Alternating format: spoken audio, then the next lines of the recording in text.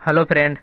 आज के वीडियो में हम लोग क्लास 10 के संस्कृत के इतिहास रचने वाले हैं। तो आप लोग इस वीडियो को शुरू से लेकर लास्ट तक जरूर देखिएगा एंड सभी दोस्तों के साथ शेयर जरूर कर दीजिएगा। और यदि इस चैनल पर नए होंगे तो सब्सक्राइब भी कर दीजिएगा ताकि मुझे भी सपोर्ट मिलता रहे और मैं आप लोगों के लिए मेहनत में कोई भी कमी ना करूं। यदि आप लोगों को कोई भी डर लग रहा हो एग्ज़ाम से तो आप लोग इस वीडियो को पूरा देख लीजिएगा। आपका सभी डर संस्कृत में पूरा डर खत्म हो जाएगा इस वीडियो के बाद। ओके, तो आप लोग इस वीडियो को ज़्यादा से ज़्यादा शेयर कर देना दोस्तों के साथ एंड लाइक ज़रूर कर दीजिएगा। तो चलिए हम लोग बिना टाइम वेस्ट किए स्टार्ट करते हैं वीडियो को। तो आप लोग इस वीडियो में पूरी कंसंट्रेशन के साथ देखना है इस वीडियो को। ओके, तो चलिए स्टार्ट करते हैं। देखिए, पहला क्वेश्चन है मंगलम पाठ में कितने मंत्र संकलित है। तो मंगलम पाठ में कितने मंत्र संकलित है, तो 5 मंत्र संकलित है। तो मंगलम पाठ में 5 मंत्र संकलित है। ओके, ये बहुत बार देखिए हम ऐसा क्वेश्चन क्या है जो एग्जाम में लगभग मतलब कि एग्जाम में बहुत बार रिपीट हुआ है ये सब क्वेश्चन, इसलिए आप लोग इस वीडियो को एक ठो भी स्किप मत कीजिएगा एंड सभी दोस्तों के पास शेयर कर दीजिएगा। चलिए आगे बढ़ते हैं। सत्य का मुंह किस पात्र से ढका हुआ है। सत्य का मुंह किस पात्र से ढका हुआ है, तो हिरण्मयनम पात्र से, मतलब सोने के आवरण से ढका हुआ है। तो सत्य का मुंह सोने के आवरण से ढका है। मंगलम पाठ कहाँ से संकलित है, तो मंगलम पाठ कहाँ से संकलित है, तो उपनिषद से संकलित है मंगलम पाठ। आगे चलते हैं। किसकी विजय होती है, किसकी विजय होती है, तो सत्य की विजय होती है। आगे चलते हैं। महान से महान क्या है, महान से महान क्या है, तो महान से महान आत्मा है। आप लोग देखिए, आप लोग इस वीडियो को हल्का मत लीजिएगा क्योंकि यही नोट्स, ये नोट्स जानते हो किसका है, नोट्स टॉपर का है। तो आप लोग समझ सकते हो इस वीडियो की अहमियत को। ओके, तो आप लोग ज़्यादा से ज़्यादा लाइक कर दीजिएगा। ओके, लाइक कर दीजिएगा ताकि हम लोग जल्दी से जल्दी 1K तक पहुंच सकें एंड अपने सभी दोस्तों के साथ से आगे चलते हैं। मंगलम पाठ में कैसे मंत्र संकलित है, तो मंगलम पाठ में कैसे मंत्र संकलित है, तो मंगलम पाठ में पदात्मक मंत्र संकलित है। आप लोग एक एक क्वेश्चन को बारीकियों से एकदम से कंसंट्रेशन के साथ देखना है क्योंकि यही सब क्वेश्चन आपके एग्जाम में आने वाला है।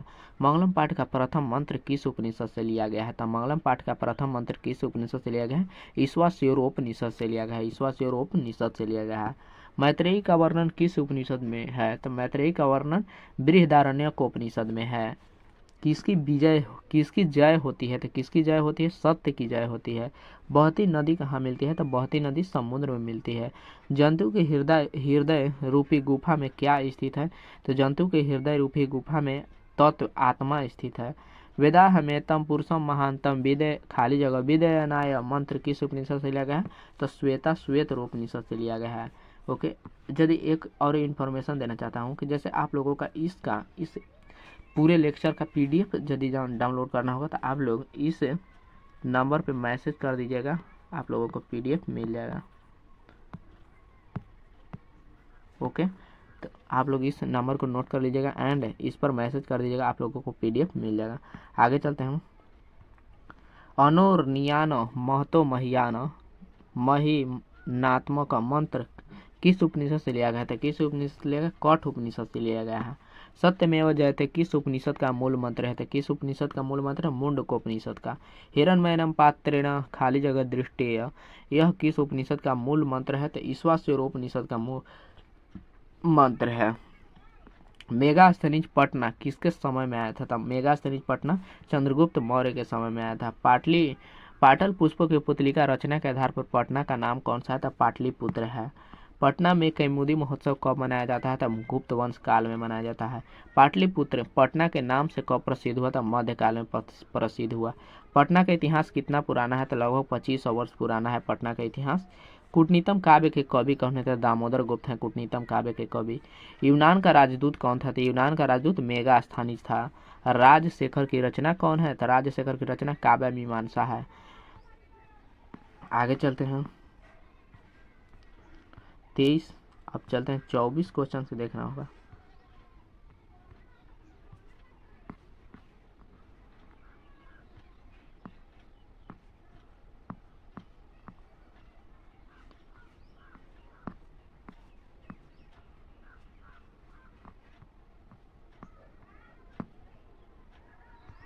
देखिए आगे चलते हैं। परिभूत पुरंदरम स्थानम की संज्ञा किसे दी गई है? तो पाटलिपुत्र नगर को दी गई है परिभूत पुरंदरम पुरंदर स्थानम की संज्ञा किसे दी गई? पाटलिपुत्र को। अलसशाला में आग लगने पर कितने लोग नहीं भागे? तो 4 लोग नहीं भागे थे। संसार में बच्चों का सच्चा रक्षक कौन होता है? तो माँ होता है। अलस कथा के रचयिता कौन है? तो विद्यापति हैं। आगे वीरेश्वर कौन था? तो मिथिला का मंत्री था। अलसशाला में आग क्यों लगाई गई? तो आलसियों की परीक्षा लेने के लिए। अपनी भूख को मिटाने के लिए कौन कुछ नहीं कर सकता था? आलसी। अलस कथा पाठ किस ग्रंथ से लिया गया है? तो पुरुष परीक्षा नामक ग्रंथ से। आलसी को प्रतिदिन अन्न और वस्त्र कौन देते थे? तो वीरेश्वर देते थे। अलस कथा पाठ में किस महत्व का वर्णन है? मानव गुण का वर्णन है। मैथिली कवि कौन है? तो विद्यापति हैं मैथिली कवि। आगे चलते हैं हम। मैथिल कोकिल के नाम से कौन प्रसिद्ध है? तो मैथिल कोकिल के नाम से विद्यापति प्रसिद्ध हैं। कानूनी के कोई बिना किसकी गति नहीं होती है? आलसियों की। कानूनी के बिना किसकी गति नहीं होती? आलसियों की। नीतिकार आलस्य को क्या मानते हैं? नीतिकार आलस्य को शत्रु मानते हैं। वीरेश्वर कैसा था? तो वीरेश्वर दानशील था। कालचक्र के कारण कितने वर्षों तक मध्य काल में पटना की स्थिति जर्जर रही? तो 200 वर्षों तक। चारों आलसियों को कैसे बाहर निकाला गया था? केस पकड़कर निकाला गया। घर में आग को देखकर कौन लोग पलायन कर गए? तो धूर्त लोग पलायन कर गए। यह संपूर्ण संसार किसके द्वारा अनुशासित है? तो आत्मा के द्वारा अनुशासित है। याज्ञवल्क्य ने आत्म तत्व की शिक्षा किसको दी थी? तो किसको दी थी? याज्ञवल्क्य ने आत्म तत्व की शिक्षा अपनी पत्नी मैत्रेयी को। सर्व शुक्ला सरस्वती किसने कहा है? किसने कहा है? दंडी ने कहा है। गंगा देवी का समय क्या था? 14वीं सदी। आधुनिक काल की संस्कृत कवित्री कौन है? तो पंडिता क्षमा राव है आधुनिक काल की। आगे चलते हैं। ऋग्वेद में कितनी मंत्र दर्शवती ऋषिकाओं का उल्लेख है? तो 24। याज्ञवल्क्य की पत्नी का क्या कौन थी? तो कौन थी? मैत्रेयी। महाभारत में किस लेखिका का उल्लेख मिलता है? तो सुलभा का उल्लेख मिलता है। वर्तमान काल की संस्कृत लेखिका कौन है? तो मिथिलेश कुमारी मिश्र। आप लोगों को लग रहा होगा कि आप लोगों इस वीडियो का मतलब कि इस लेक्चर का अंदाज़ा लगा सकते हो कितना इम्पोर्टेंट लेक्चर है ये। कम से कम आप लोगों का मतलब कि 50 नंबर तो यहाँ से लिख के रख लो भाई कि 50 गो तो क्वेश्चन इसी वीडियो से आएगा।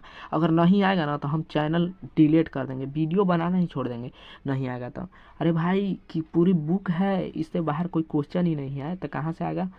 अपने से खुद अंदाज़ा लगा सकते हो। तो आप लोग इस वीडियो के महत्व को समझ सकते हो। और कमेंट सब लोग करना, जिसको जिसको मदद हो रहा होगा सब लोग कमेंट करना। वर्तमान काल की संस्कृत लेखिका कौन है? तो मिथिलेश कुमारी मिश्र। कंपन राय की रानी कौन थी? कंपन राय की रानी थी तो कौन थी? गंगा देवी। लौकिक संस्कृत साहित्य में प्रायः कितनी कवित्रियों के पद मिलते हैं? तो कितने? 44 मतलब कि 40। 44 मतलब 40। वरदाम्बिका परिणय चंपू किसकी रचना है? किसकी रचना है? तिरुमलाम्बा की। तिरुमलाम्बा की। अथर्ववेद में कितनी मंत्र दर्शवती ऋषिकाओं का उल्लेख है? तो 5 है। अच्युत राय की रानी कौन थी? अच्युत राय की रानी तिरुमलाम्बा थी। इंद्राणी का वर्णन किस वेद में है? तो साम वेद में है इंद्राणी का वर्णन। आधुनिक संस्कृत लेखिका में कौन प्रसिद्ध है? तो पंडित क्षमा राव।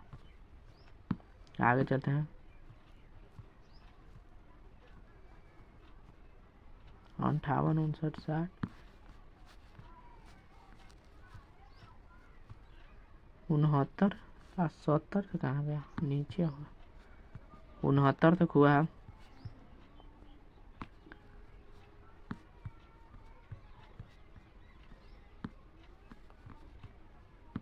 आप देख ही समझ सकते हो कि कितना question of number of question बहुत ज़्यादा है भाई। इतना तो पूरा यूट्यूब पर भी नहीं मिलेगा, कोई करा ही नहीं सकता भाई। एक टॉपर ही करा सकता है ये सब। उसको तो खुद पता ही नहीं होगा कि कौन सा क्वेश्चन आएगा।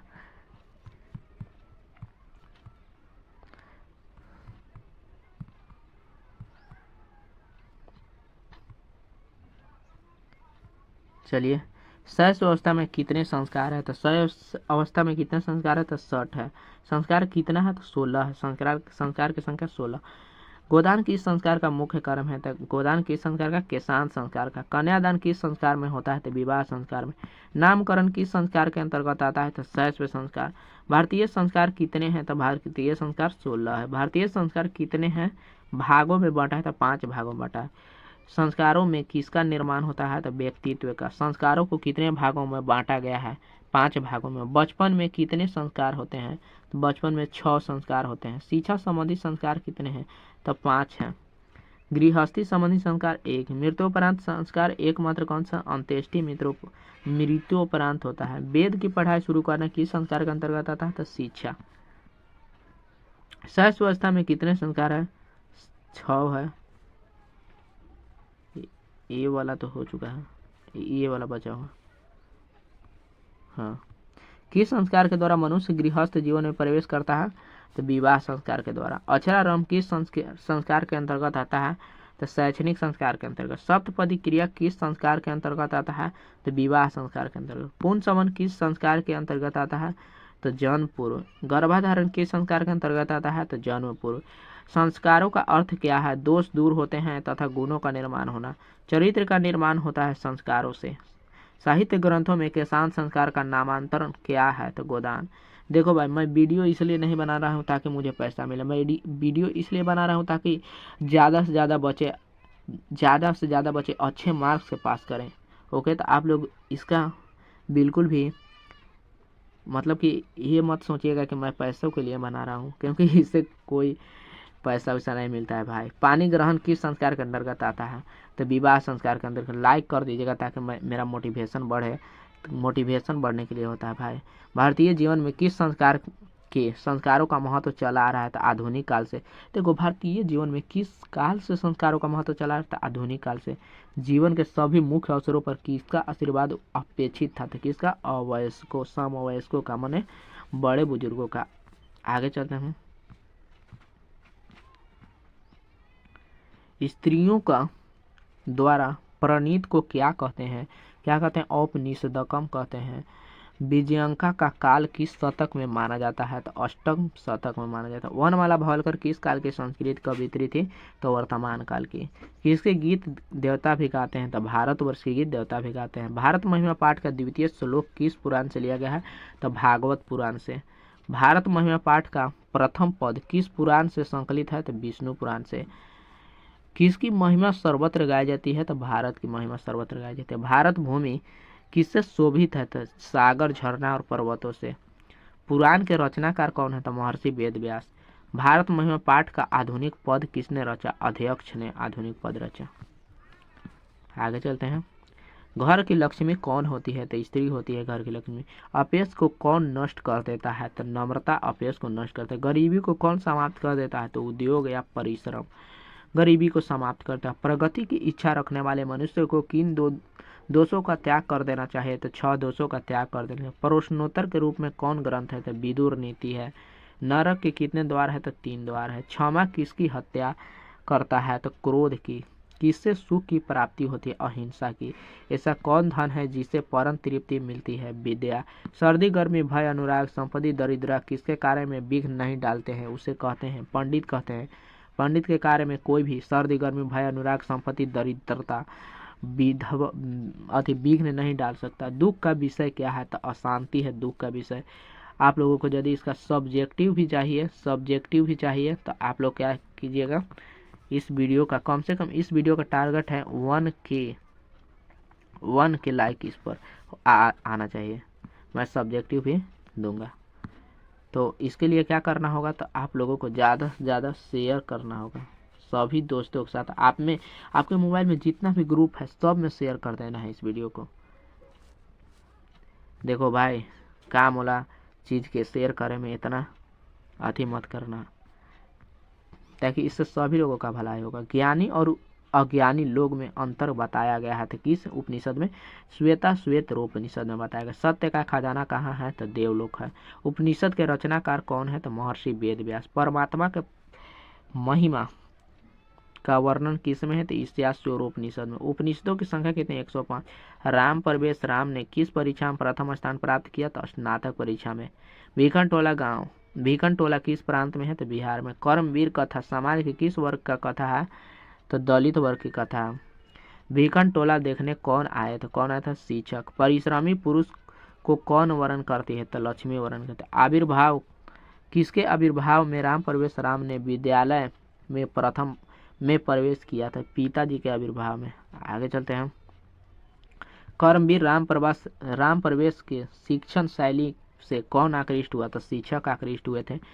लक्ष्मी किस प्रकार के व्यक्ति के पास आती है? उद्योगी पुरुष के पास आती है। राम प्रवेश ने कैसा स्थान प्राप्त किया था? महत्तम मतलब सबसे ऊंचा स्थान प्राप्त किया था। उद्योगिना पुरुष सिंह मुपैती लक्ष्मी, यह उक्ति किस पाठ से संकलित? राम प्रवेश राम। कर्मवीर कथा है ना, उसी पाठ से संकलित। राम प्रवेश राम की परिवारों की कुल संख्या कितनी थी? तो 4। गांव से कितने दूरी पर सरकारी विद्यालय था? तो 1 कोस की दूरी पर। भीखन टोला गांव से 1 कोस की दूरी पर किसके द्वारा विद्यालय की स्थापना की गई थी? तो शासन के द्वारा। भीखन टोला गांव के निवासी थे कैसे? तो धन विहीन, शिक्षा विहीन, कठिनाई से जीवन यापन करने वाले। नवीन दृष्टि से संपन्न शिक्षक किस विद्यालय में आए थे? तो प्राथमिक विद्यालय में। छात्रों के लिए सबसे बड़ी तपस्या क्या है? तो अध्ययन है छात्रों के लिए सबसे बड़ी तपस्या। स्वामी दयानंद के बचपन का नाम क्या था? तो मूल शंकर नाम था स्वामी दयानंद के बचपन का नाम। स्वामी दयानंद का जन्म कब और कहाँ हुआ था? स्वामी दयानंद का जन्म गुजरात प्रांत में 1824 ईस्वी में था। आप लोग इसको याद कर लीजिएगा, VPI है। आगे चलते हैं। मतलब जितना हम क्वेश्चन कराएंगे ना भाई, इससे बाहर कभी नहीं आया है। बिहार बोर्ड का पूरा इतिहास उठा के देख लेना, इससे बाहर कभी कोई क्वेश्चन नहीं मिलेगा। मैं इतना कह रहा हूँ। आर्य समाज की स्थापना कब और कहाँ और किसने की? तो 1875 में मुंबई में स्वामी दयानंद जी ने किया। स्वामी दयानंद का जन्म किस गांव में हुआ था? तो टंकारा ग्राम में हुआ था। स्वामी दयानंद के माता पिता किसके उपासक थे? तो शिव के उपासक थे। स्वामी दयानंद पूजा छोड़कर कहाँ चले गए थे? तो घर चले गए थे। स्वामी दयानंद कौन थे? तो समाज उद्धारक थे। स्वामी दयानंद के गुरु कौन थे? तो बिरजानंद थे स्वामी दयानंद के गुरु। वैदिक धर्म का प्रचार किसने किया? स्वामी दयानंद ने। हिंदू समाज को छोड़कर किसने धर्मांतरण किया? स्वामी दयानंद ने। सत्यार्थ प्रकाश किसकी रचना है? स्वामी दयानंद जी की रचना है। स्वामी दयानंद का निधन कब हुआ था? सन 1883 ईस्वी में हुआ था। सत्यार्थ प्रकाश नामक ग्रंथ की रचना किस भाषा में किया गया है? तो मराठी भाषा में। किसने किया? स्वामी दयानंद ने। DAV विद्यालय समूह की स्थापना किसने किया था? स्वामी दयानंद ने।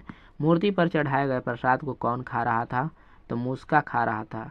रात्रि जागरण छोड़कर मूल शंकर कहाँ चले गए? घर चले गए। वेद व्यास की रचना किसने की? वेद भाष्य की रचना किसने की? स्वामी दयानंद ने। मंदाकिनी वर्णम पाठ में के कवि कौन है? तो वाल्मीकि जी है मंदाकिनी वर्णम पाठ में। मंदाकिनी वर्णम पाठ रामायण के किस कांड से संग्रहित? अयोध्या कांड से संग्रहित है। मंदाकिनी वर्णम पाठ किस ग्रंथ से संकलित है? रामायण से। मंदाकिनी नदी किस पर्वत के निकट बहती है? तो चित्रकूट के। मंदाकिनी नदी कहाँ है? तो चित्रकूट में है। आगे चलते हैं।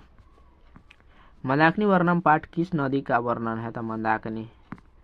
मंदाकिनी नदी में कौन स्नान कर रहे हैं? तो ऋषि या मुनिगण।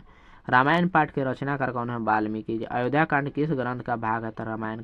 नाचने के समान कौन दिखाई दे रहा है? तो पर्वत। मंदाकिनी वर्णम पाठ रामायण के किस कांड से लिया गया है? तो अयोध्या कांड से लिया गया है। रघुवंशम काव्य की रचना किसने की? तो कालिदास ने। मंदाकिनी वर्णम पाठ अयोध्या कांड के किस सर्ग से संकलित है? तो 95वें सर्ग से। रघुवंश की किस सर्ग में मंदाकिनी का वर्णन है? 13वें सर्ग में। मंदाकिनी वर्णम पाठ किस छंद में है? तो अनुष्टुप में है। गंगा का जल किसने कलुषित कर दिया? तो हरिणों के झुंड ने। देखिए हम लोगों का 200 क्वेश्चन कंप्लीट हो चुका है। तो आप लोग इस वीडियो को ज़्यादा से ज़्यादा शेयर करते रहिएगा। जितना भी ग्रुप होगा उस सभी में शेयर कर दीजिएगा इस वीडियो को आपके मोबाइल में, क्योंकि ये कोई ख़राब वीडियो नहीं है भाई। ख़राब वीडियो शेयर कर ला बोलेंगे तो सब कोई करेगा। चलो आगे चलते हैं। पथित किसके द्वारा मारकर खाया गया था? किसके द्वारा? व्याघ्र द्वारा, मतलब बाघ द्वारा मारकर। कुत्र तब कंगरम, यह किसने कहा? पथिक ने कहा। हितोपदेश कैसा ग्रंथ है? तो नीति परक है। बाघ कहाँ बैठा था? तो तालाब के किनारे।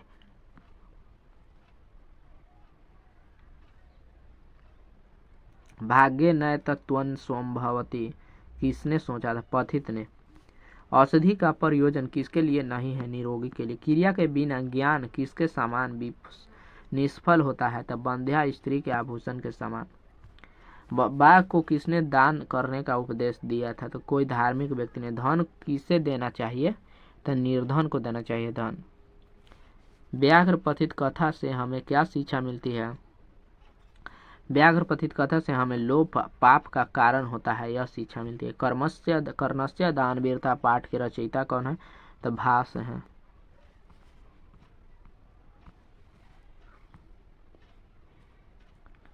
कर्णस्य दानवीरता पाठ संकलित है कहाँ से? कर्ण भाग से। कर्ण किसका पुत्र था? तो कुंती का। कर्ण किसके पक्ष से युद्ध कर रहा था? तो कौरवों के पक्ष से। महंतराम भिक्षाम याचे, यह किसकी युक्ति है? इंद्र। मतलब शक्र जो था ना, उसी का नाम इंद्र था। दानवीर, आप लोग इस चैप्टर पढ़े होंगे। दानवीर कर्ण उसी में है। दानवीर कौन था? तो दानवीर कौन था? कर्ण था। कर्ण किस देश का राजा था? तो अंग देश का। भिक्षुक किस वेश में आया? तो भिक्षुक ब्राह्मण के वेश में। समय परिवर्तन के साथ कौन नष्ट हो जाता है? तो शिक्षा नष्ट होता है। भास के कितने नाटक हैं? 13। कर्ण की कवच कुंडल की क्या विशेषता थी? उसे भेदा नहीं जा सकता। न दत्यम, यह युक्ति किसकी है? शैल्य की। महाभारत में कितने पर्व है? 18 पर्व है। सनातन अक्षुण्ण क्या रहता है? दान रहता है। आगे चलते हैं। आप लोग इस वीडियो को देखो। एक और मतलब तुम लोगों का इन्फॉर्मेशन देना चाहता हूँ कि इस वीडियो को 2 से 3 बार देख लेना भाई, और तुम्हारा लगभग 50 नंबर हम बोले हैं कि पूरा क्लियर हो जाएगा। 50 नंबर क्लियर है तुम्हारा एग्जाम में। केवल 1 घंटा से 1.5 घंटा लगेगा इस वीडियो में, और तुम्हारा 50 नंबर क्लियर हो जाएगा। समझ सकते हो इस वीडियो की अहमियत।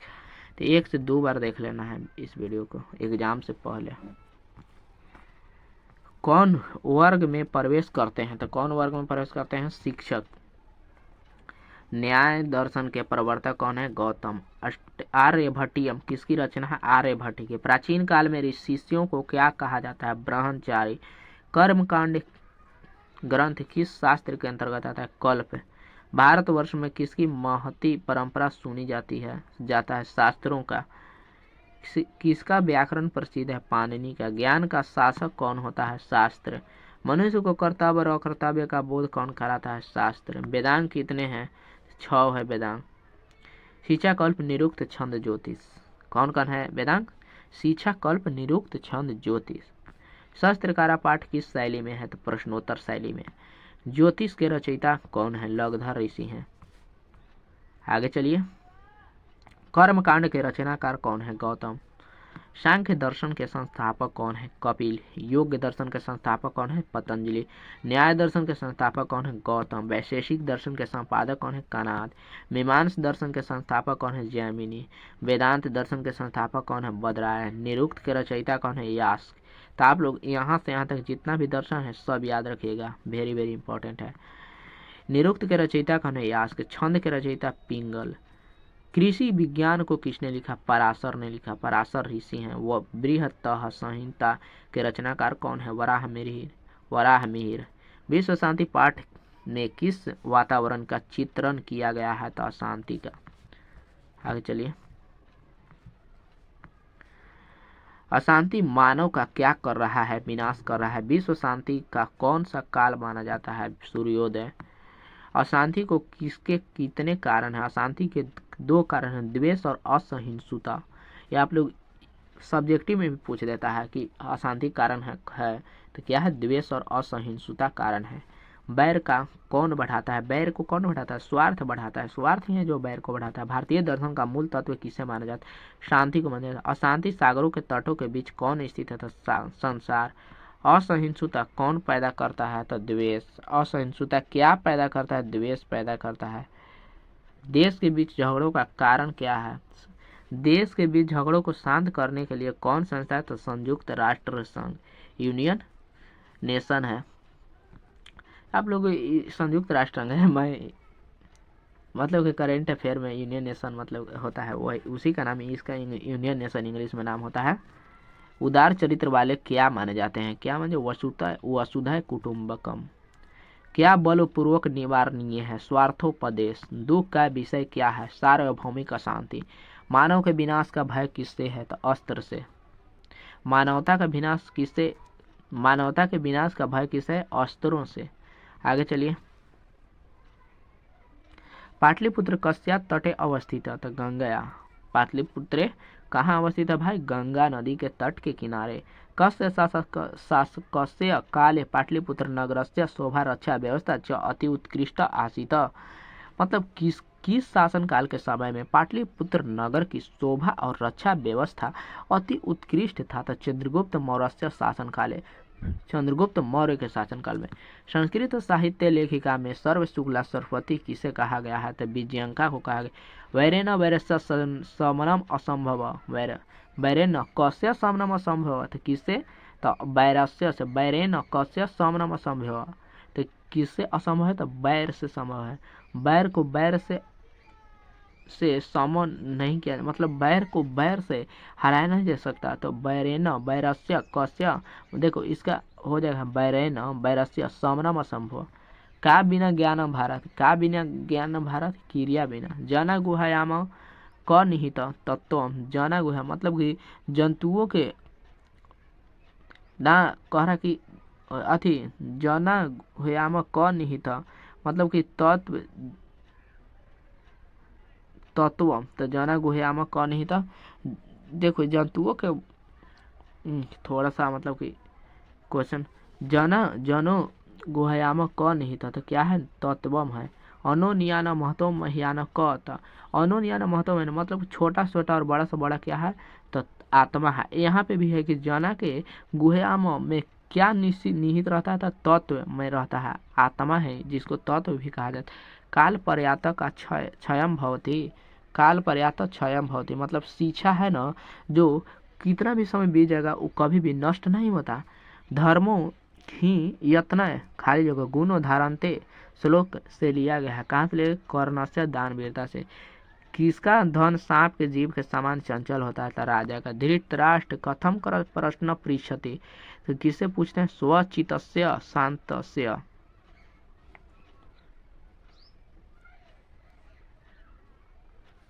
आगे चलते हैं। पथिक कुत्र निगमम अभवत।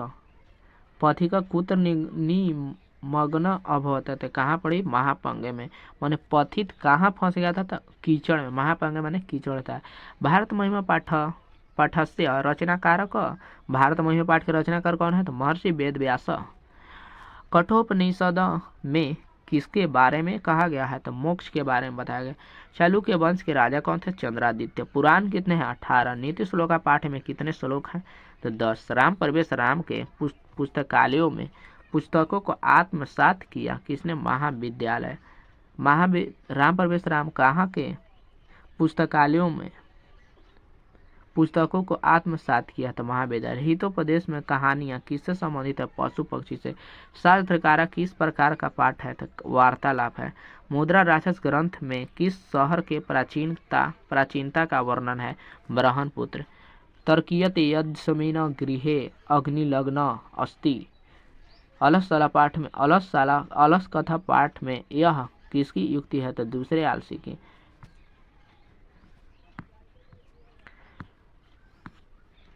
कब गुरु शिष्यों को उपदेश देकर घर भेजते हैं? तो शिक्षा के अवसान में, माने शिक्षा समाप्त होने। राम प्रवेश राम ने स्नातक की परीक्षा में प्रथम स्थान प्राप्त कर किसकी ख्याति को बढ़ाई? अपने महाविद्यालय की। मूल शंकर को बिरजानंद के दर्शन कब हुए? कहाँ हुए?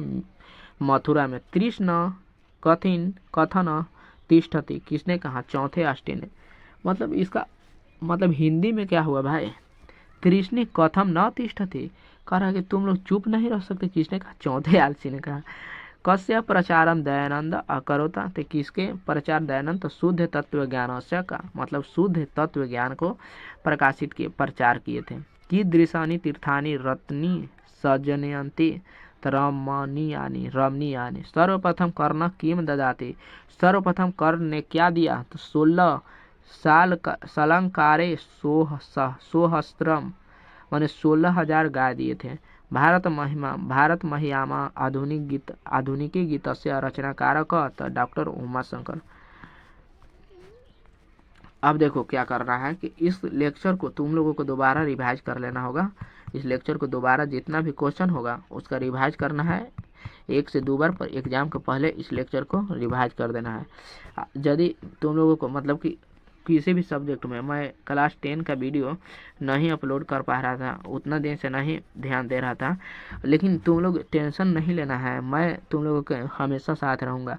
यदि तुम लोग कम से कम यदि लाइक कर देना भाई, एंड चैनल को सब्सक्राइब कर देना, लाइक एंड सब्सक्राइब जरूर कर देना, क्योंकि जब हमको मोटिवेट मिलेगा तभी मैं तुम लोगों के लिए कुछ कर पाऊँगा और अच्छे नंबर दिला पाऊँगा एग्ज़ाम में। तो आप लोग ज़्यादा से ज़्यादा लाइक एंड शेयर कर दीजिएगा। एंड मैं सोचा हूँ कि तुम लोगों का सब्जेक्टिव भी सब करा दूंगा, सब्जेक्टिव भी सभी चीज़ का करवा दूंगा। VVI मतलब कि मेरे वीडियो से तो बाहर कभी आ ही नहीं सकता। तो ये कब होगा? तो जब तुम लोग